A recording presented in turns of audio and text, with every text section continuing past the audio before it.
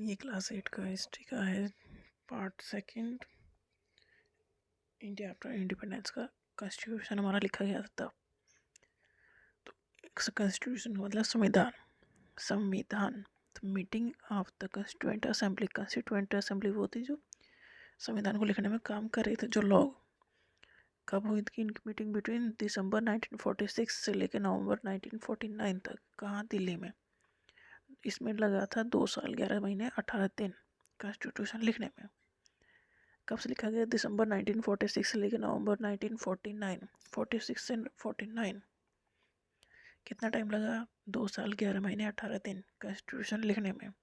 Constituent assembly ने लिखा। Assembly में थे लोग, उनके जो चेयरमैन थे वो थे डॉक्टर भीमराव अंबेडकर। इसीलिए कहते हैं कि संविधान भीमराव अंबेडकर ने लिखा है। एक्चुअल में वो कई सारे लोग थे जिन्होंने मिलके लिखा है, बट वो उसके हेड थे ड्राफ्टिंग कमेटी के। तो डिस्कशन हुआ दिसंबर 1946 से लेकर नवंबर 1949 तक कॉन्स्टिट्यूशन लिखा गया। जब this discussion resulted in the framing of the Indian constitution which came into the effect on 26 जनवरी 1950। 26 जनवरी 1950 को हमारा कॉन्स्टिट्यूशन लागू हुआ। कब से लिखना शुरू हुआ? दिसंबर 1946 से लेकर नवंबर 1949 तक। अब इम्पोर्टेंट फीचर्स क्या थे इंडियन कॉन्स्टिट्यूशन में? Adoption of universal adult franchise. इसका मतलब ये है कि हर किसी को वोट देने का अधिकार हो जो 18 साल से ऊपर 21 साल से ऊपर हो। पहले 21 साल था, फिर 18 साल कर दिया गया। All Indians above the age of 21 would be allowed to vote in a state and national elections. Universal adult franchise का मतलब ये है कि वोट देने का अधिकार हर अडल्ट को है।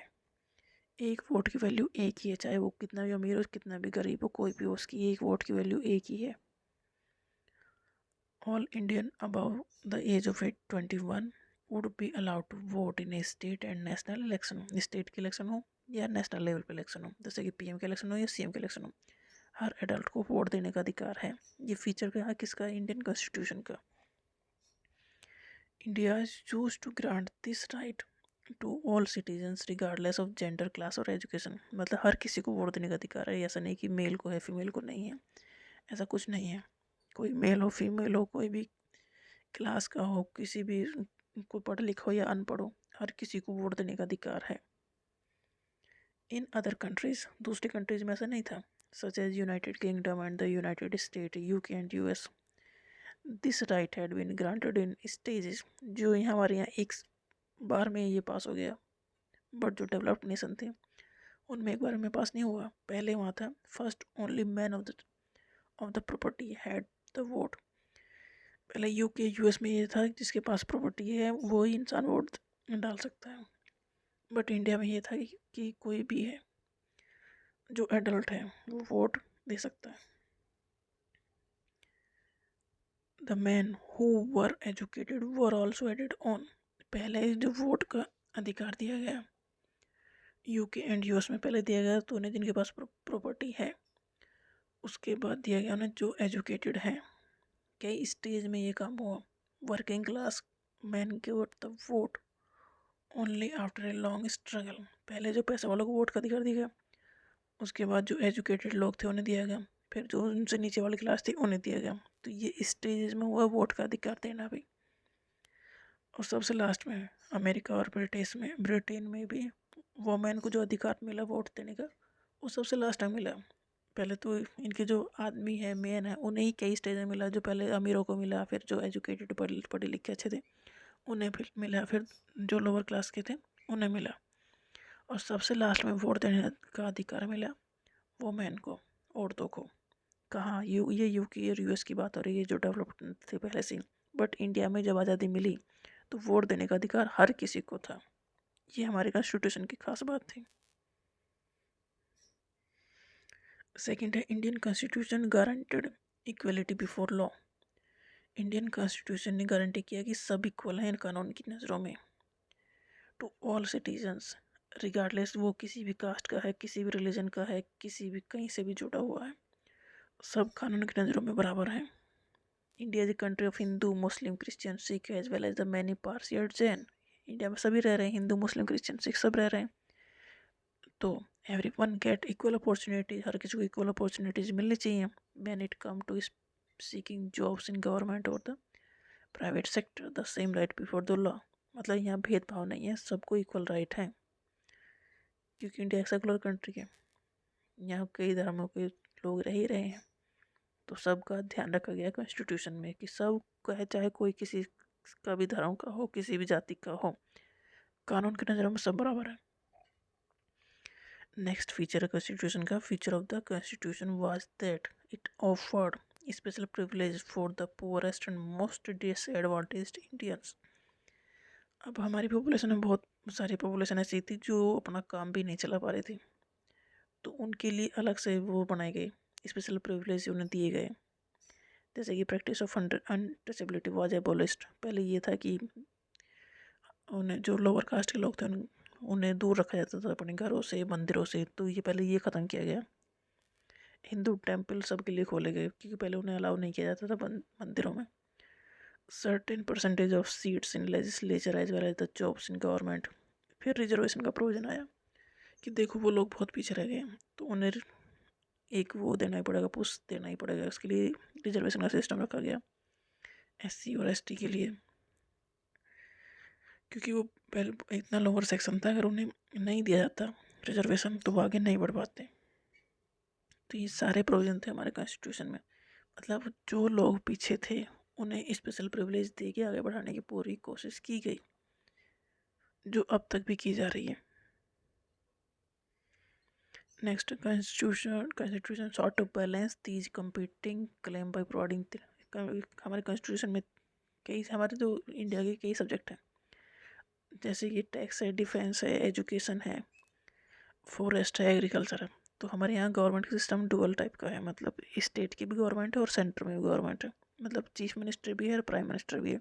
तो कहाँ चीफ मिनिस्टर की बात चलेगी और कहाँ प्राइम मिनिस्टर की बात चलेगी, तो इन टॉपिक को अलग अलग कैटेगरी में रखा गया। तो स्टेट लिस्ट में वो सब्जेक्ट रखे गए जिनके ऊपर स्टेट का CM डिसीजन लेगा, सेंट्रल लिस्ट में वो सब्जेक्ट रखे गए जिसमें PM डिसीजन लेंगे, और जो बचे कुछ चीज़ें थी जिस पे दोनों मिलकर डिसीजन लेंगे वो रखे गए कॉन्करेंट लिस्ट में। मतलब ये जो हमारे देखो CM भी है, PM भी है, और PM बिना स्टेट के तो रहेगा नहीं, कहाँ वो राज करेगा। तो पूरे स्टेट, सारे स्टेट का मिला के PM भी देखते हैं और CM अपने स्टेट का देखते हैं, तो कौन कौन से विषय पे, कौन कौन से टॉपिक की जो डिसीजन लेने हैं वो कौन लेगा। तो कुछ फिक्स कर देगा कि इन पे डिसीजन CM लेंगे, मतलब चीफ मिनिस्टर लेंगे स्टेट के, और कुछ टॉपिक ऐसे हैं जिनके ऊपर डिसीजन लेंगे PM, और कुछ विषय ऐसे हैं जो इन दोनों ही आपस में डिस्कस करके लेंगे। जैसे कि स्टेट लिस्ट में है एजुकेशन। अब एजुकेशन का सिस्टम आपको ऐसे बना लो, एजुकेशन है, हेल्थ है, इसका डिसीजन CM अपने स्टेट में लेंगे, उन्हें पूरी कोशिश करेंगे, वो जैसे भी उन्हें करने का तरीका है वो अपने स्टेट में एजुकेशन और हेल्थ के ऊपर पूरा डिसीजन ले सकते हैं। जैसे कि यूनियन लिस्ट मतलब सेंट्रल की लिस्ट, जिनके ऊपर डिसीजन लेना है PM को, प्रधानमंत्री को, जैसे कि टैक्स का सिस्टम कितना बढ़ाना घटाना है, डिफेंस का सिस्टम मतलब हमारी अगर बाहर लड़ाई हो गई तो कैसे करेंगे, फॉरेन अफेयर दूसरी कंट्रीज से हमारे कैसे संबंध रहेंगे, ये काम CM नहीं देखते, ये काम PM देखते हैं। Which would be exclusive responsibility of the centre. ये सब कुछ चीज़ें ऐसी हैं जो सेंटर ही देखते हैं, मतलब सेंट्रल गवर्नमेंट ही देखती है, मतलब PM ही देखेंगे, CM को इससे कोई मतलब नहीं है कि विदेश से हमारी कौन सी बातचीत चल रही है। कॉन्करेंट लिस्ट में वो सब्जेक्ट हैं जो जिनके ऊपर दोनों ही डिसीजन ले सकते हैं, जैसे कि फॉरेस्ट है, एग्रीकल्चर है। इसमें एग्रीकल्चर के ऊपर CM भी डिसीजन ले सकते हैं और PM भी ले सकते हैं, मतलब भले के लिए काम जो उसे करना वो दोनों ही कर सकते हैं, ये दोनों की जॉइंट रिस्पॉन्सिबिलिटी है। Another major debate in the Constituent Assembly concerned language. They decided, ये इस सब्जेक्ट भी हो गए, मेन पॉइंट भी हो गए कॉन्स्टिट्यूशन में, सब्जेक्ट भी हो गए कौन कौन से किस लिस्ट में रहेंगे। अब नया इशू था कि किस लैंग्वेज में बात होगी हमारी ऑफिस, हम किस लैंग्वेज में काम करेंगे। देखो हिंदी तो नॉर्थ इंडिया वाले तो समझ लेंगे, बट साउथ इंडिया वाले नहीं समझते हिंदी, तो दिक्कत होगी। अब हिंदी को बनाए कि ना बनाए, हिंदी को बनाएंगे तो वो मानने को तैयार नहीं थे। तो another major debate in the constituent assembly concern language, language के ऊपर कंसर्न होगी डिबेट। तो फिर डिसाइड किया गया कि हिंदी को ऑफिशियल लैंग्वेज बनाते हैं ऑफ इंडिया, क्योंकि नॉर्थ इंडिया में तो यही लैंग्वेज चलती है। And English would be used in the court service and communication between state and another. English तो पहले से यूज़ में थी सारे काम में, क्योंकि ब्रिटिशर्स जो थे वो तो इंग्लिश ही यूज़ करते थे, तो सारे काम इंग्लिश में पहले से ही होते थे और सारे स्टेट जो भी एडमिनिस्ट्रेशन था वो इंग्लिश में हैंडल हो रहा था। तो इसको ऐसे रखा गया क्योंकि साउथ इंडिया वाले इंग्लिश तो समझ रहे थे, क्योंकि वहाँ पे तो काम हो ही रहे थे ना, एडमिनिस्ट्रेशन वहाँ भी चल ही रहा था। तो इंग्लिश को रखा गया अपने यूज़ के लिए कोर्ट में, सर्विस में, कम्युनिकेशन में between the state and another. इससे ये फ़ायदा था कि अब हमें हर स्टेट की लैंग्वेज नहीं समझनी है, एक कॉमन सी लैंग्वेज हो गई इंग्लिश, जिसमें वो ऑफिशियल काम हमारे पहले भी हो रहे थे तो हैंडल करने में ज़्यादा दिक्कत नहीं होगी, और हिंदी को बना देगी ऑफिशियल लैंग्वेज।